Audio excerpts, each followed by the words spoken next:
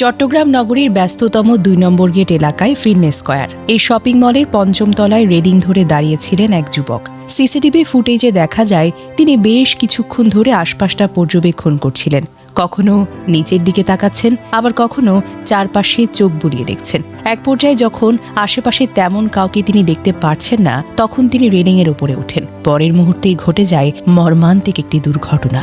তিনি নিচে পড়ে যান। ফুটেজে আরও দেখা যায় পঞ্চম তলার একটি মোবাইল ফোনের দোকানে থাকা এক ব্যক্তি ঘটনাটি চোখে পড়তেই দ্রুত দৌড়ে ঘটনাস্থলের দিকে ছুটে আসেন। কিছুক্ষণের মধ্যে আশেপাশের লোকজন জড়ো হন এবং আহত যুবককে উদ্ধারের চেষ্টা করেন। পরবর্তীতে সিসিটিভি ফুটেজটি সামাজিক যোগাযোগ মাধ্যমে ছড়িয়ে পড়লে ঘটনাকে নিয়ে ব্যাপকভাবে আলোচনা শুরু হয়। নিহত যুবকের পরিচয় পাওয়া গেছে। তার নাম মোহাম্মদ মাইনুদ্দিন হাসান, বাড়ি চট্টগ্রামের লোহাগাড়া উপজেলার পদুয়া এলাকায়। তবে তিনি চট্টগ্রাম শহরেই বসবাস করতেন।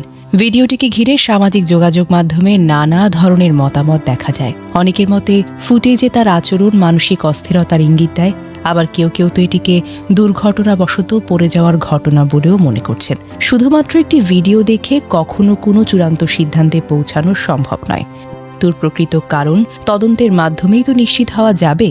তবে ভিডিওটিকে গভীরভাবে পর্যবেক্ষণ করে অনেকের যে মতামত তা হলো, যেখানে তিনি দাঁড়িয়েছিলেন সেটি রেলিংয়ের মাঝামাঝি অংশ এবং সেখানে স্বাভাবিকভাবে বসার মতো তো কোনো ব্যবস্থা নেই। রেলিংটি এমনও নয় যে অসাবধানতাবশত বসতে গিয়ে সহজে নিচে পড়ে যাওয়া স্বাভাবিক ঘটনা। ফুটেজে আরও দেখা যায় নিচে পড়ে যাওয়ার আগে তার একটি পা রেলিংয়ের সঙ্গে আটকে ছিল, তবুও তিনি নিজেকে ফিরিয়ে আনার দৃশ্য স্পষ্টভাবে দেখা যায় না। এসব কারণেই অনেকে ঘটনাটিকে নিছক দুর্ঘটনা হিসেবে দেখছেন না। তবে এগুলো কেবল ভিডিও ভিত্তিক পর্যবেক্ষণ, এগুলোকে তদন্তের বিকল্প হিসেবে দেখা উচিত নয়। ঘটনা ঘটে বৃহস্পতিবার রাতের দিকে। গুরুতর আহত অবস্থায় ওই ব্যক্তিকে দ্রুত চট্টগ্রাম মেডিকেল কলেজ হাসপাতালে নিয়ে যাওয়া হয়। হাসপাতাল সূত্র জানায়, রাত 10টার দিকে তাকে হাসপাতালে আনা হলে দায়িত্বরত চিকিৎসক পরীক্ষা নিরীক্ষা শেষে মৃত বলে ঘোষণা করেন।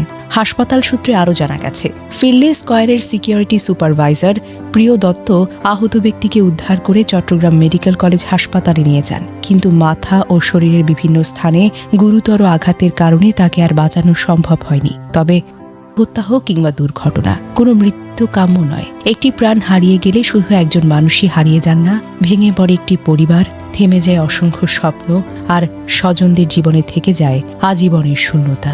যদি এটি আত্মহত্যার ঘটনা হয়ে থাকে, তবে এটিও মনে রাখা জরুরি, কেউ আনন্দের জন্য তো এমন পথ বেছে নেয় না।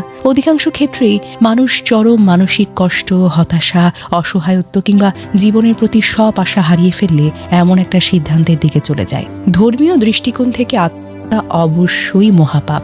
তবে একই সঙ্গে এটাও সত্য, এমন সিদ্ধান্তের পেছনে অনেক সময় গভীর কোনো মানসিক যন্ত্রণা কাজ করে, যা বাইরে থেকে সবসময় বোঝা যায় না। তাই সামাজিক যোগাযোগ মাধ্যমে এই ঘটনাকে কেন্দ্র করে বিদ্রূপ, উপহাস কিংবা অমানবিক মন্তব্য করা থেকে বিরত থাকুন। মনে রাখবেন, একজন মানুষের মৃত্যু মানে একটি পরিবারের পৃথিবীটা ওলট পালট হয়ে যাওয়া। মৃত ব্যক্তিকে নিয়ে কটূক্তি করলে তিনি তো আর শুনবেন না, কিন্তু তার বাবা মা, ভাই বোন, স্বজন কিংবা প্রিয়জনরা সে কথাগুলো বুকে নিয়ে বছরের পর বছর কষ্ট পাবেন।